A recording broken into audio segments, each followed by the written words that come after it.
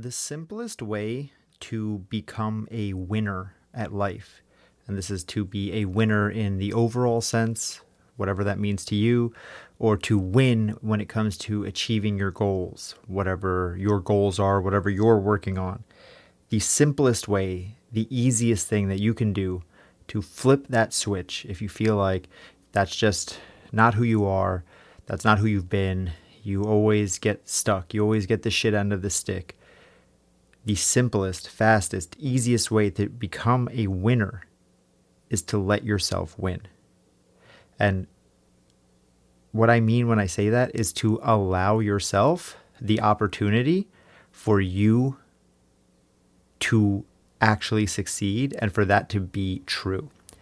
Because a lot of people I've seen in my many years helping people change, they will never allow themselves to win, and they only focus on their losses.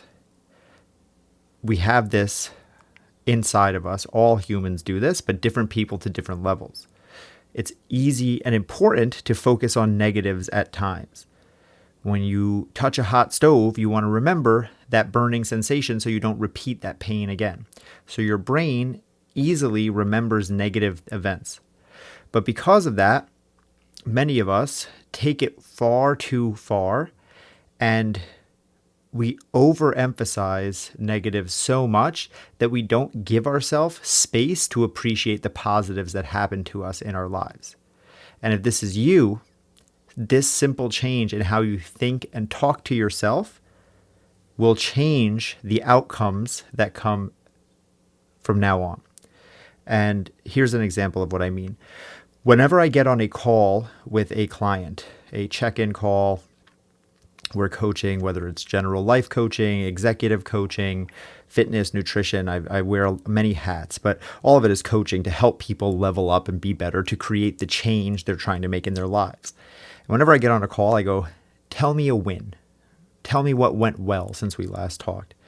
And without fail, especially in the beginning when I first start working with someone, this is the habit that I try to break them out of as we go. But without fail, over 10 years of doing this, every single time that I do this with someone, either they say nothing went well, or they'll say, well, this went well, but here's what else happened, and immediately go into all the negatives that happened aside from the positive. So what I asked is, tell me a win. Tell me something good that happened.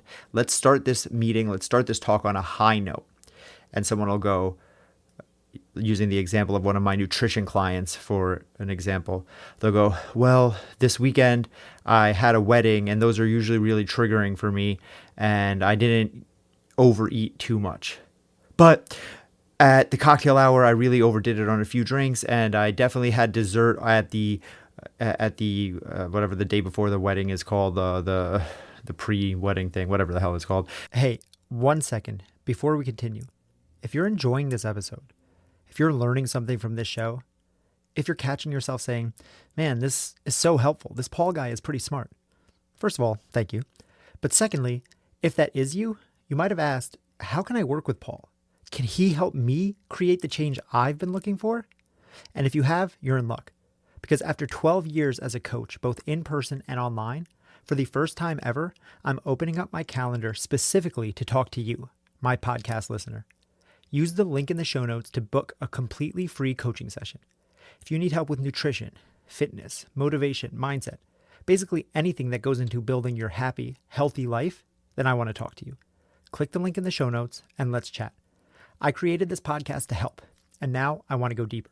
This is the first time I've ever offered anything like this, and I don't know how long it'll last or how long I'll be able to keep doing it, so take advantage while you can. All right? Now let's get back to the show. I had too many desserts that day, and then on the plane, I got snacks as well, and blah, blah, blah, and they just go off on this tirade. And it's like, they let themselves sit in that win, that positive emotion, for less than 3 seconds, less than 2 seconds. They were like, here's this good thing I did, but here's all the bad things I did. Or again, so often I'll say, let's start with a win. And they will just skip right over that. And they go, yeah, this week was really hard. I really struggled. I didn't do my goals that we set last week, or all these different things. It's like, hold on a second, pump the brakes. All I did was ask you to tell me something positive, to give me a win, something you're proud of.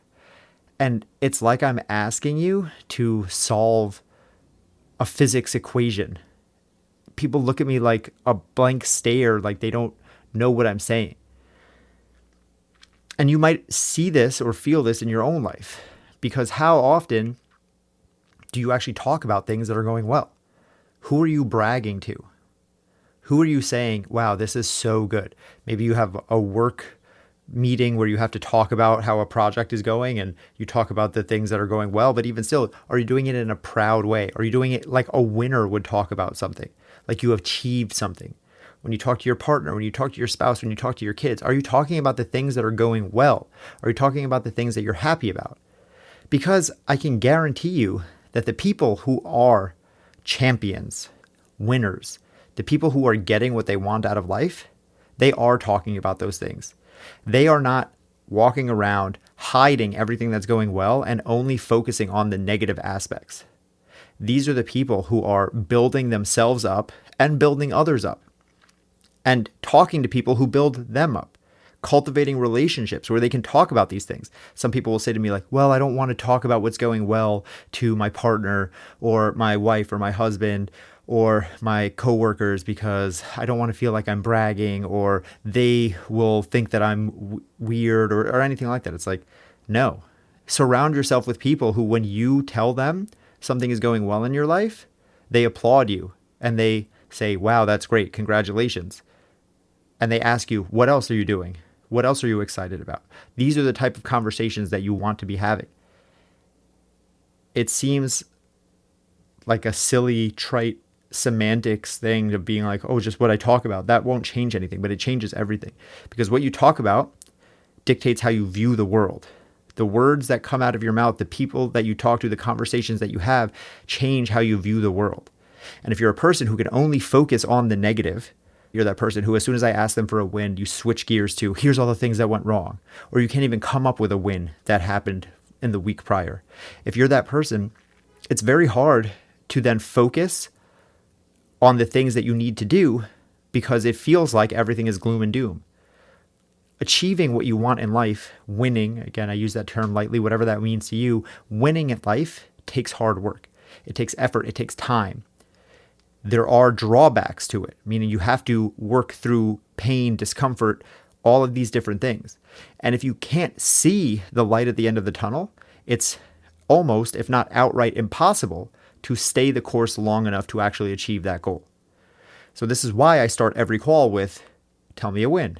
Tell me what's good. Tell me what's happening that's positive in your life. It's not just to be cheery, like that's cool too, but it's because I want my clients, I want people I work with to be able to focus on the positive so that the negative stuff that is bound to come, right? This doesn't change. All of that negative stuff is still there. All of those drawbacks, all of those setbacks, all of those stumbles and pitfalls, they're still in their life. But it doesn't have to be the focus, because if you focus on only the negative, it becomes very hard to put any effort towards the positive because you get into a defense mode. This is that fight or flight mode. This is everything is burning around me. I can't focus on building myself up when the world is burning. But if things are good, then I can push myself forward even more. So you have to train your brain to see the world this way. And you do that by changing the way you talk and allowing yourself to win. And noticing, are you able to focus on the positives? Can you sit in that? Can you say, yeah, I'm doing great? I could be doing better. Sure. I'm not saying that, right? Because that's the next thing. Well, of course, I'm not doing great because I have to lose this weight and I have to make this money and I have to. It's like, chill. Again, that's not letting yourself win. I ate a healthy meal yesterday. I went for a walk. I read 2 pages of a book. I opened an email I've been avoiding. I had a hard conversation with my boss. All of these things are wins. They're small wins, but they are wins nonetheless. And you have to let that be okay. You have to be able to own that without immediately talking over yourself with the yeah, but. Yeah, but this. Yeah, but that. Yeah, but it's not enough. Yeah, but it is what you have. And your small wins can never grow into big wins if every time a small win comes, you're immediately flattening it. You're immediately extinguishing it. You're immediately saying this isn't enough. Your brain learns that a small win isn't enough and all it needs to focus on is the danger, the bad. And big wins are built out of many small wins. We feel like a big win, this big life change is just something that appears, this big transformation. But that's not how it works. Tiny wins stacked over time, day in, day out, week in, week out, month in, month out, over days, weeks, months, and years. That's what creates big life change. You want to change your body. It's cumulative workouts, cumulative meals over months and years. You want to change your finances. It's making more money, not one day. It's not winning the lottery one day. It's making a little bit more money every couple months, every couple years, saving a little bit more every week. And all of a sudden, you change your financial situation over the course of a decade. If you want a better relationship with your spouse, it starts with a decision, yes, but it's all of the small interactions. But those don't happen when you don't allow yourself the chance to take the small wins. You have to be okay with sitting in the positive and saying, yes, the negative still exists, but that doesn't dismiss the hard work I've done already. That doesn't dismiss what this means. The one healthy meal, the one workout, the one hard conversation, it holds weight and it holds value. Even though your subconscious or your brain is telling you, well, that doesn't matter. It does, because the only chance you have of that little thing building enough to becoming a big thing is if you give it the respect it deserves. You have to let yourself win. You have to be okay with pushing the negative to the side and saying, I can take the positive alone. I don't have to dismiss it. I don't have to diminish it. And if you can do that, you start to see that all of those negative things that were there and are still there, they aren't that detrimental, because you can still get positive things even with negatives on the side. You can still have a good day in the middle of a bad week. You can still have a good week even though it was sprinkled with bad days. You see how this works? It's not either or. It's not everything is good or everything is bad. But you can never get to that point if you don't let yourself accept those wins. So my action step for you today is simply this. Let yourself win. Think of something that has been good, that you're working towards, something that you made progress in, something that you can feel proud of. Think about it, and then see what negative thoughts come along with it. See where the yeah buts come in. The yeah buts are, but this still has to happen. But it wasn't this far, but it wasn't enough. And see if you can push that to the side and just accept the positive on its own. And bonus points if you can have a conversation about this with someone else. If you can share your positivity with a friend, a family member, a partner, a spouse. Because when you share it, you speak it out loud, it makes it even more real. Repeat that process as many times as you can and see if your worldview doesn't start to shift and see if your luck doesn't start to change. That is change made easy. Before you go, I want to talk to you. Literally. For the first time ever in over 12 years as a coach and 4 years doing this podcast, I'm opening up my schedule to help listeners like you for free. I'm offering a free coaching session to you as a thank you for supporting this show. I help people create their healthy habits and happy lives and create positive change around their health, wealth, and relationships. Whatever you're working on, mind, body, and soul, we can cover it all. If you're struggling, I want to help you build a plan to get through it and past it.